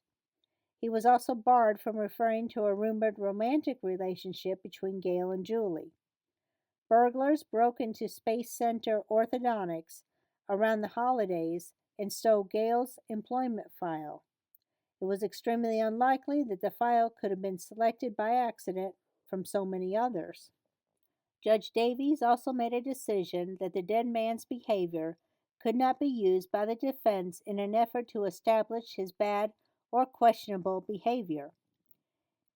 They also could not mention to the jury panel that David's family supported a conviction of a lesser defense or acquittal or probation for Clara. Parnham could include Clara's behavior in the frantic week leading up to her husband's death. At the last moment, Parnham announced Clara would testify in her own defense. She realized her life and the lives of her children hung in the balance, he told reporters. She continued to express sorrow for being the cause of her husband's death. The acceptance of her testimony by the jury would be crucial. Gerald Harris told reporters that they were proud grandparents of Lindsay, Brian, and Bradley, and proud parents of David and Clara. Clara maintained custody of her children while on bail, and their grandparents were frequent visitors to the Polly Ranch estates. Gerald claimed the behavior of both Clara and David as being tragically mistaken, but they were fine people. He said that if God could forgive the sins and mistakes of his children, then it was good and proper for the Harrises to forgive the sins and mistakes of others. Judge Davies questioned 120 men and women, called for the jury pool, and denied Parnham's request to increase Hispanic representation on the panel. Our remaining 72 was turned over to the prosecution for questioning.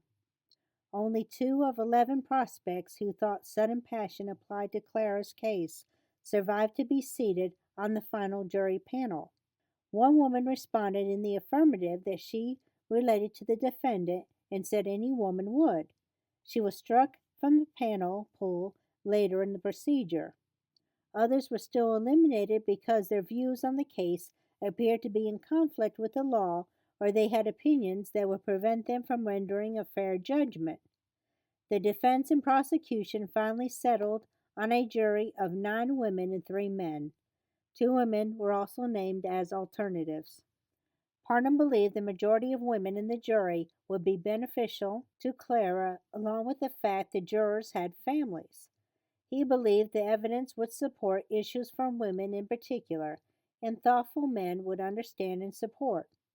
The prosecution challenged the lopsided female markup, but was denied by Judge Davis. The trial was expected to last 2 weeks. The trial began Wednesday morning, January 22nd, and to say there was an interest in the Harris case was an understatement. Texas is known for their crazy true crime, and just a few years earlier, Wanda Holloway, the so called cheerleader hit mom, fed on the same morbid allure. The obsessive mother from Houston suburbs faced 2 trials over a period of 10 years for putting out a hit on her neighbor and former best friend.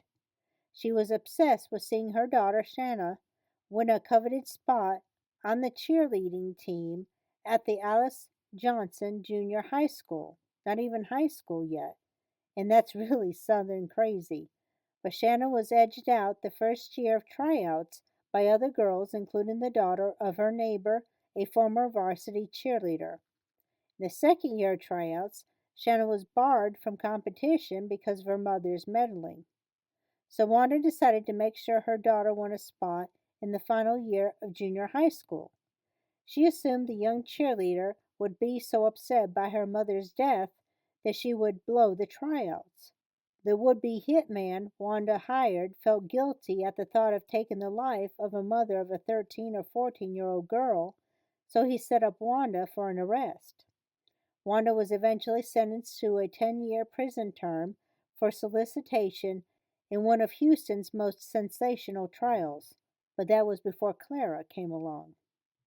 Her case was being headlined in the news as murder by Mercedes. Her case was being headlined in the news as murder by Mercedes, and there was a visible element of class envy involved in the massive public captivation with the case against the former dentist. People saw Clara and David as very wealthy people, and it didn't matter if it was old money or new money. It was simply the powerful being brought to justice. David's parents even escorted Clara into the courtroom every day and occupied seats near the defense table. Magnus told the jury that the evidence would show Clara intentionally and knowingly hit David with her 4,000-pound weapon and didn't stop. She did again and again and again. The prosecutor said he still had not chosen between his wife or his girlfriend, but Clara was obsessed with hanging on to her husband. She didn't trust him, and she hired a private detective agency to follow him and Gail. Magnus cautioned jurors that the defense would try to paint Clara as the victim, and they would do what they could to dig up dirt on David. When the angry wife gave her husband an ultimatum at the hotel and he chose Gail, Clara went to her car and decided to run David down. Clara Harris got mad and intentionally and knowingly hit David Harris. Parnham depicted Clara as a loving mother and devoted wife who only wanted her husband to end the affair so she could keep her family together. And Clara began to cry at the defense table as she would throughout the trial. He stated she lost it after surprising her husband and his lover at the same hotel where they were married. Well, they weren't married there, but they had their wedding reception there. Clara expected David had ended the affair with Gail. Parnham pointed out after the elevator doors opened, David threw his wife onto the floor. He said she acted out of anger and betrayal and didn't even realize what she had done until it was all over and she was laying on top of him on the pavement crying, "David, David, I'm so sorry." The prosecution called the hotel food and beverage director, Evangelos Smiros, to testify, and he said he heard David yelling at his wife, "It's over! It's over!" Smiros said the look Clara gave to David sent shivers through him, if looks could kill. Minutes later, he said she peeled rubber. The witness told the jury he watched helplessly as Clara struck her husband with her car, then ran him over 3 or 4 times. He did not believe it was an accident, and David was run over more than just once. Parnham grilled the hotel employees about how many times David was run over, with some of them coming up with different numbers, but all claimed it was more than once. Smiros also saw that Lindsay could not get out of the car until Clara stopped it, and she yelled at Clara, "You killed my dad." No one could have predicted Clara's actions. Paul Garrett Clark recalled on the stand what the book called a cat fight between the women, and he said he watched as Clara punched Gail repeatedly until she knocked her to the ground and kept punching her in the face again. The book said David didn't intervene, but that's not true. He was the one who finally threw Clara to the floor. There was a moment of utter shock by everyone over Clara's rage and furious assault, but there were people trying to pull Clara off of Gail, including David. Clark testified he was the one who escorted Gail and David to Gail's vehicle. He heard a car accelerating and saw the accused driving her car towards Clark. Clark looked at David, and his eyes were bulging with a terrified look. He was facing the Mercedes. The defendant hit David and came to a complete stop. He flew about 25 to 30 feet from the front of the vehicle. Then Clara drove in circles, running over the body 3 or 4 times, then reversed and ran over him again. Parnham questioned Clark about his previous testimony about hearing Clara cackling, but admitted he could only hear screaming at the time. Joe Miranda was the night manager at the hotel, and he gave similar testimony to Clark. Conroe diesel technician Robert Williams testified he rushed to the mortally injured man from the hotel pool after hearing the commotion in the parking lot. Williams quoted Clara as telling her dying husband, "Now you see what I can do?" His girlfriend, Julie Kreger, was with him on the scene and tried to help David breathe. She testified while crying that she tried to unclench David's teeth to open his airway. David did not seem to respond, and his chest sounded congested.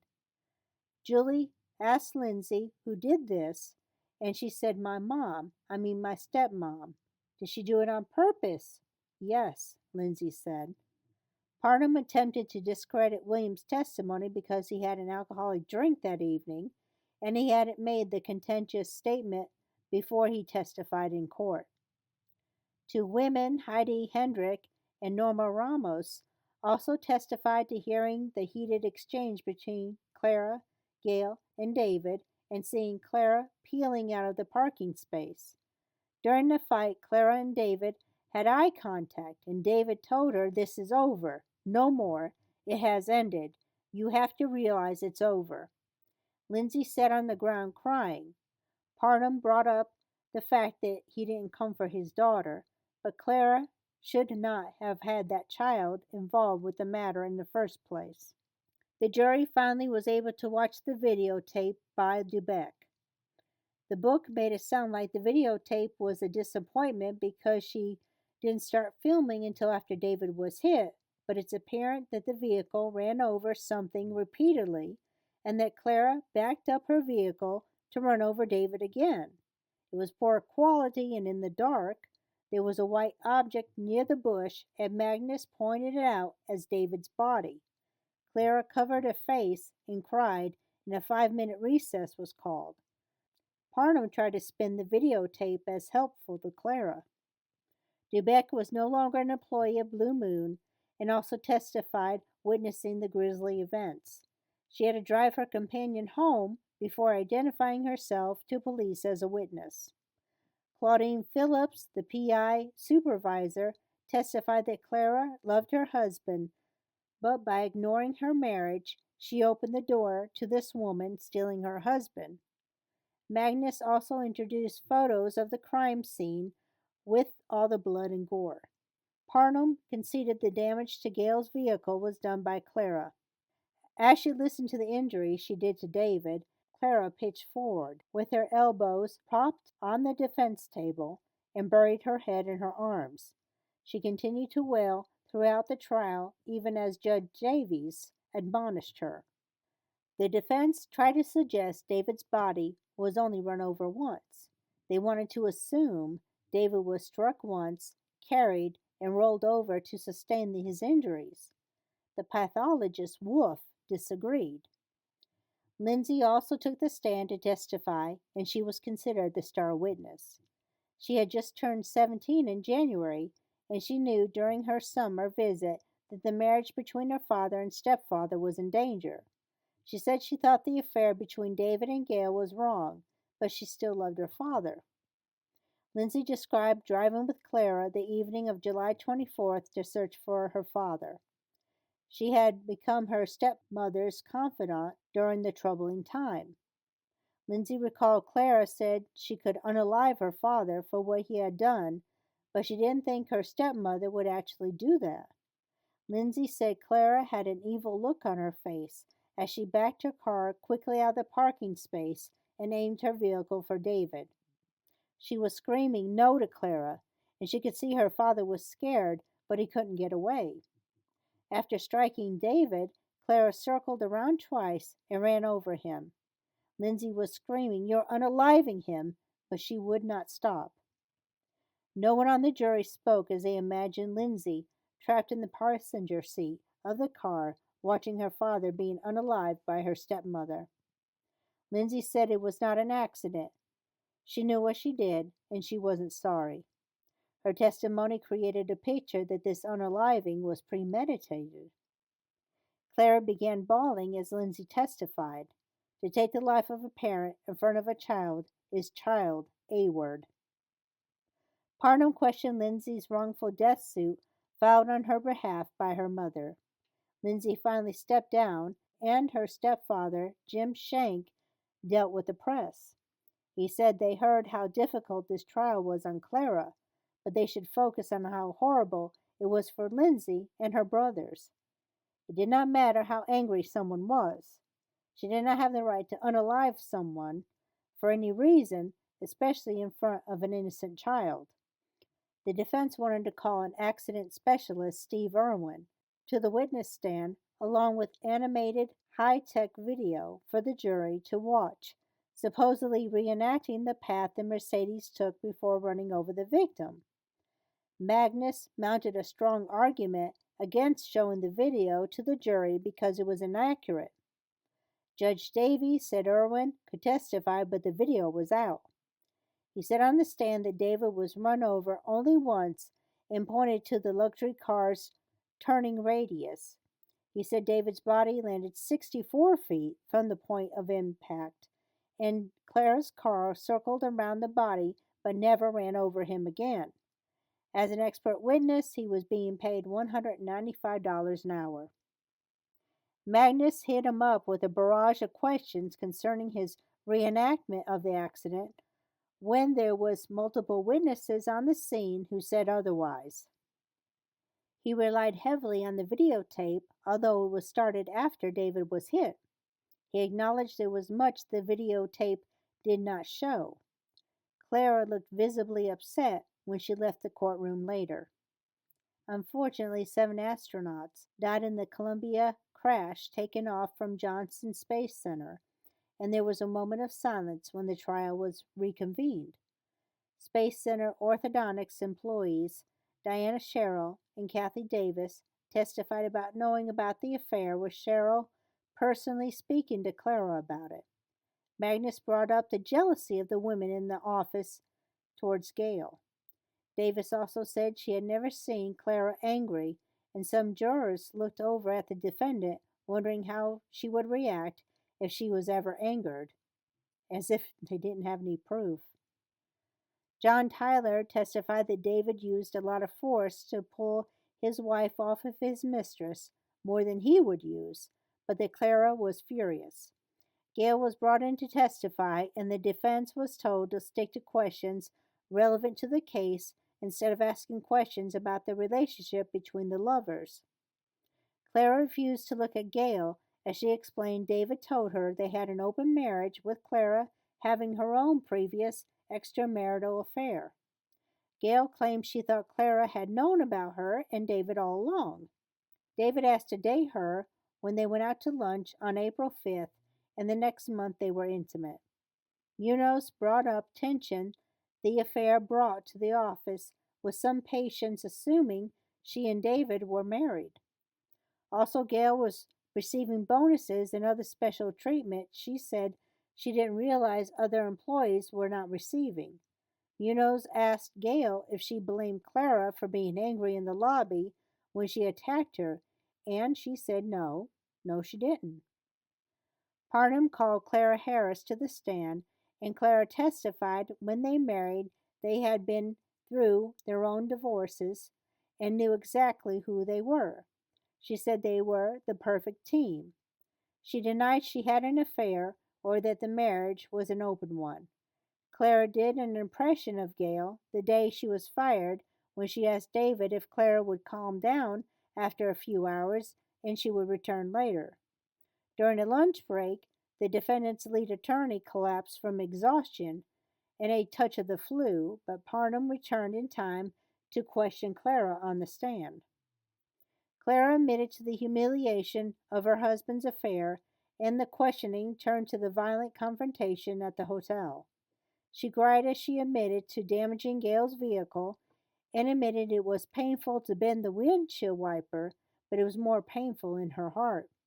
Clara claimed she was in physical pain, but she wasn't feeling anything as she thought about smashing her car into Gail's vehicle. She said everything seemed like a dream and she never had a blackout like that before.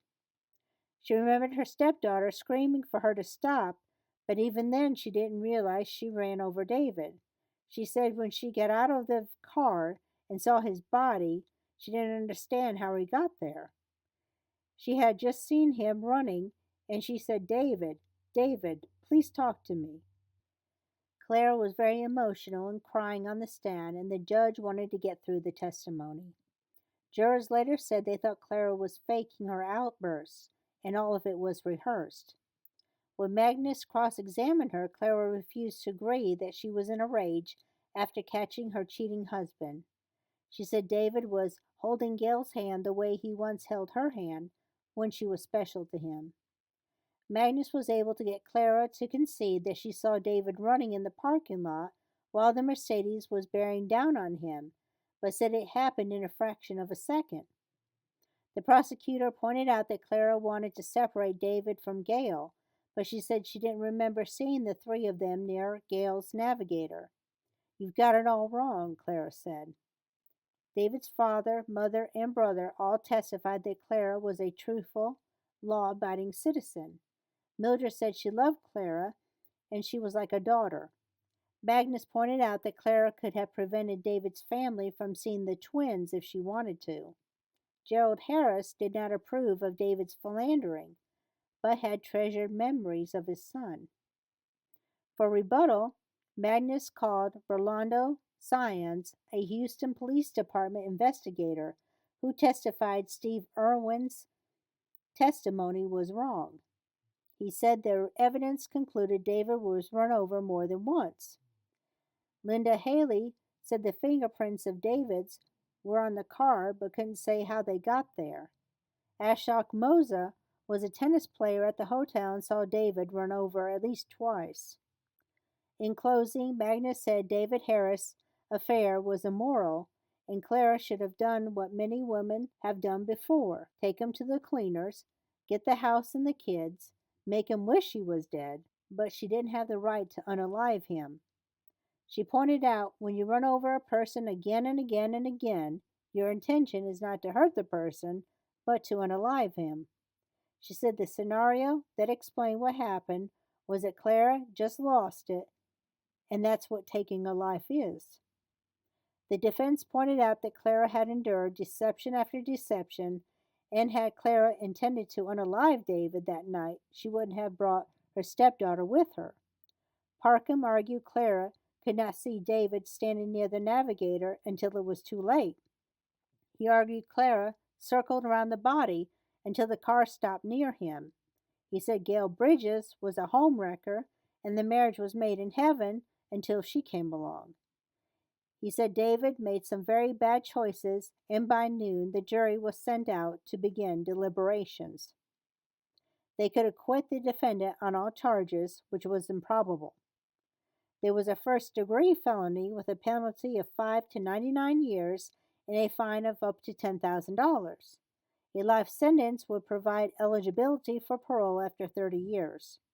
During sentencing, they could consider sudden passion and reduce the punishment to 2 to 20 years behind bars with a fine of to $10,000.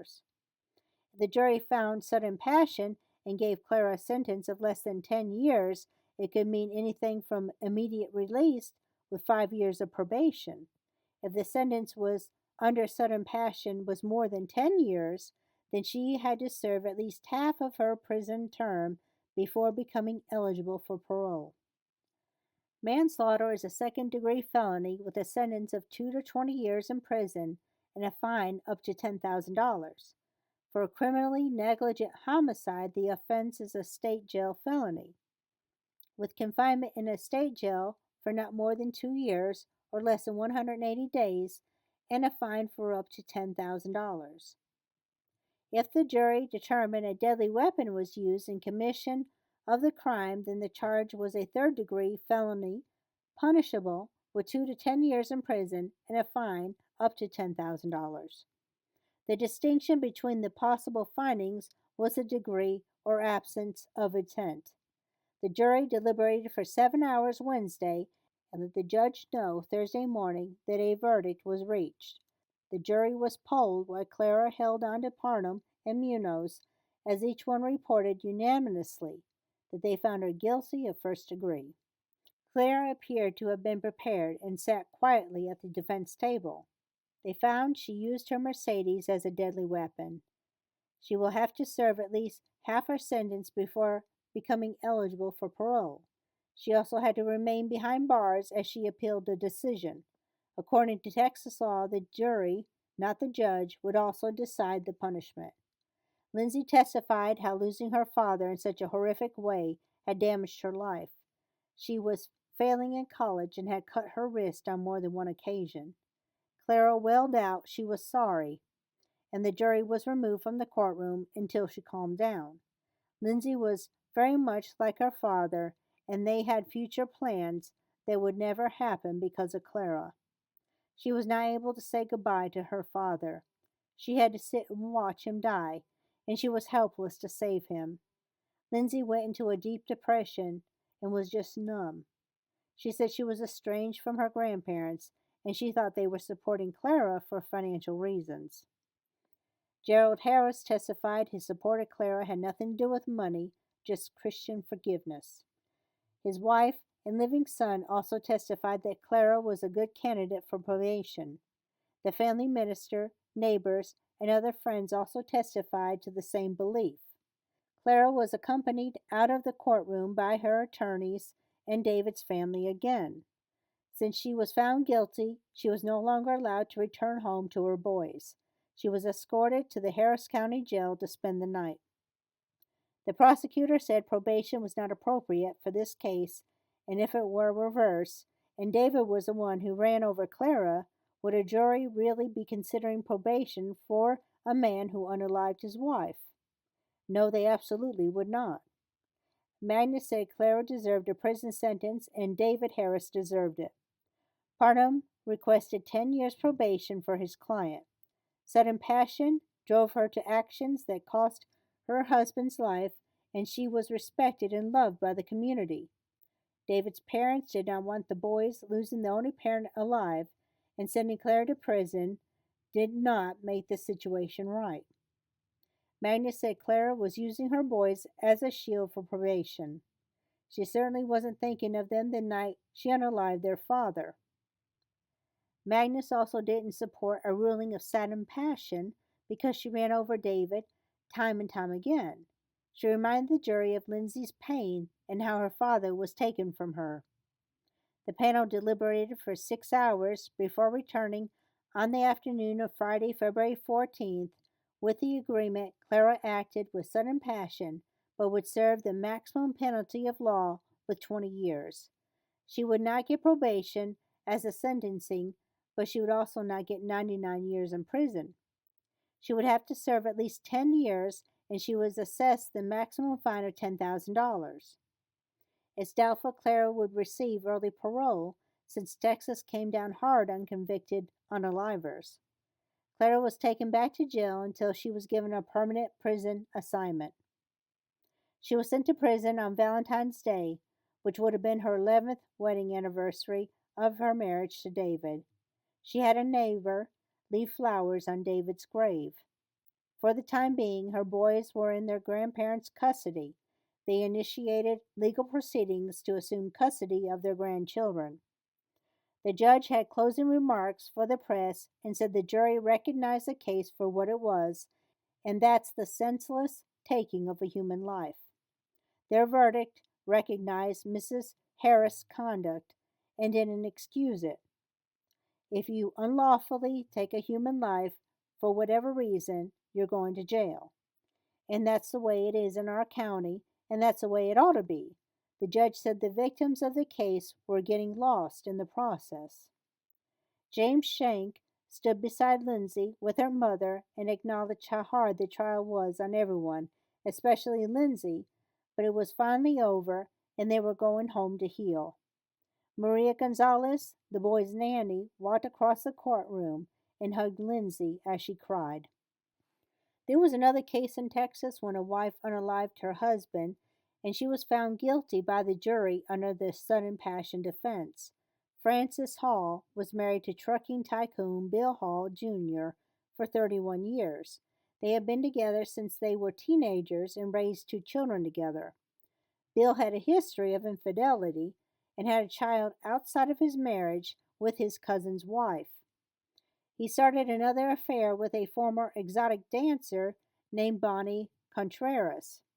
Bonnie wanted Bill to leave his wife and start a new family with her, and of course, Frances wanted her 30-year marriage to remain intact and didn't want Bonnie to get her hands on the life she and her husband built together. By then, the trucking company was worth an estimated $12 million. Bonnie was 19 years younger and was aggressively going after the married man, even sending video proof of her and Bill being intimate together to Frances. On October 10, 2013, the wife spotted her husband's vehicle pass her by on Route 1604, and she said Bonnie flipped her off while she was driving. She also noticed Bill was driving his motorcycle behind his vehicle. That angered Frances, and she turned the vehicle around to chase after Bonnie. She wanted Bill's mistress to pull over, but she wouldn't do it, and they were speeding. Frances said Bonnie was taunting her and continually braking in front of her. Frances saw Bill driving to her side, and Bonnie kept braking, so she stopped quickly. Bonnie said Frances hit her from behind repeatedly, and she saw Bill was hit. Bonnie stopped where Bill was hit and was calling people. Frances claimed she didn't realize Bill hit the back of her vehicle and she had driven away. Bill's sister called Frances on her cell phone and told her what happened, and she returned to the accident scene. He was transported by helicopter to the hospital, but he died before arrival. Bill lost his life while Frances was committing a felony. Because she was in a vehicle and she followed Bonnie, her actions became deadly assault with a vehicle. Frances swore in court she didn't do it intentionally. They found her guilty of the felony of assault with a deadly weapon, and she was facing up to 99 years in prison. She made the decision with her lawyer to have her sentence decided by a jury. They argued it was a case of sudden passion with the possible prison time reduced to 2 to 20 years. The jury found sudden passion applied to the case, and they gave her 2 years in prison. She was released from prison September 2018, and she returned to her family. Frances received the minimum charge because she claimed she didn't realize she hit her husband until afterwards, while with Clara she received the maximum under sudden passion because they believed Clara knew she hit her husband and the amount of trauma she inflicted on David. A week after Clara's conviction, the elder Harrises were granted joint custody of the twins after a non-jury trial in Brazoria County. The decision was immediately challenged by Houston lawyer Pamela Hoyster, who was appointed by a Galveston County judge to represent the twins in their father's probate case. She requested a new trial and a change of venue. Houston attorney S.C. Childress represented Gerald and Mildred Harris, but he said Clara told him during a meeting in October she would follow David's intentions and have the boys placed with his lifelong friend and executor of the estate, Dr. Robert Blanchard. Apparently, Clara was not happy with the visitation times the Harrises were allowing between herself and her children. They refused to accept phone calls from her, and the relationship soured. Clara wanted her neighbors and friends, Pat and Anna Jones, to get custody of the boys, and the grandparents lost custody but had visitation rights. They did not visit Clara in prison. The boys' grandparents hired another Houston lawyer who also represented Gerald Harris Jr. Their lawyer, Barbara K. Twigg, requested the probate judge to name the uncle of the boys as their guardian of their financial interest instead of the judge appointed Hoyster.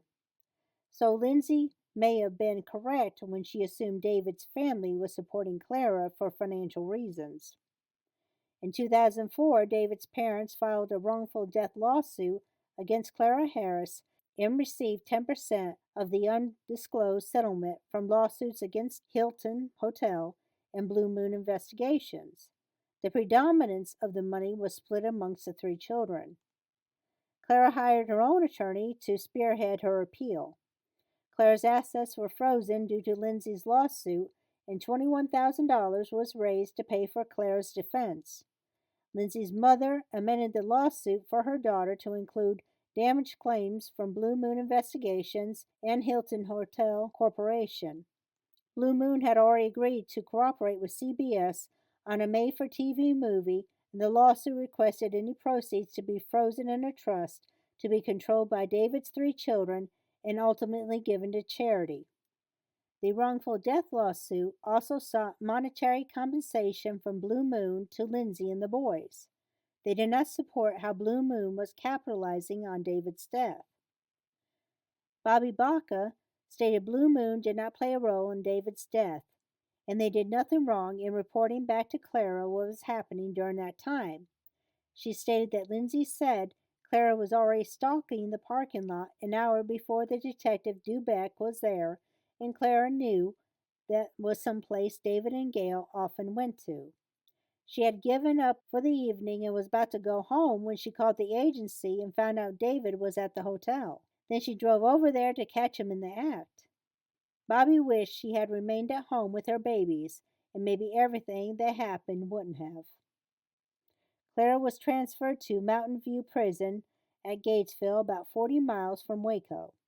She was given work reconstructing old and damaged computers. The inmates there are required to get out of bed at 4 a.m.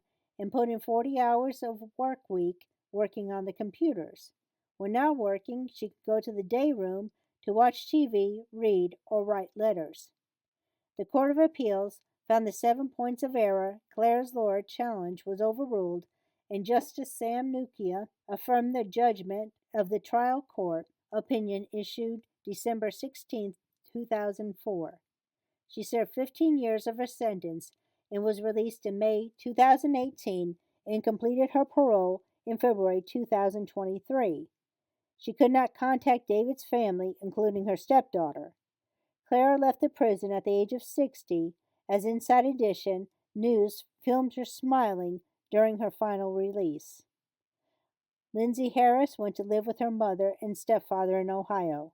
She has kept out of the public eye since the trial. The probate judge ruled Clara would receive $1.2 million in assets from their large estate that would include a $700,000 home, another home valued at $130,000, and a $160,000 in a retirement fund, while each of his three children will receive roughly $1.756 million each. That's not including the additional lawsuits or what Clara had to pay out for the lawsuits against her. The weekend after Clara was sent to prison, a woman was accused of deliberately running her husband down with her Ford Taurus in a rage because she believed he was cheating. The man was knocked into a muddy field, and the driver was bringing her car around for another shot when a female convenience store clerk ran outside and placed herself between the victim and the speeding vehicle in an attempt to save his life. The courageous clerk said the driver swerved away at the last second, cussing and screaming. The injured man said he wasn't cheating and was treated at a nearby hospital. In March of the same year, another woman slashed her estranged husband with a knife, then ran down the fleeing man with her vehicle. There are women, just like men, who believe when they are in a relationship with someone, that person is property, and if they cheat or try to leave, then they have the right to take their lives. Despite the conviction of Clara Harris, there were a few spurned wives willing to follow in her footsteps. Or maybe the correct phrasing would be wives that are willing to follow in her tire tracks. Really, people, women just get out of the situation, get a divorce, and find some happiness. Don't kill anyone. Thank you for listening. The next essay video is Let's Meet One Last Time. Dorothy Stratton under the control of three men.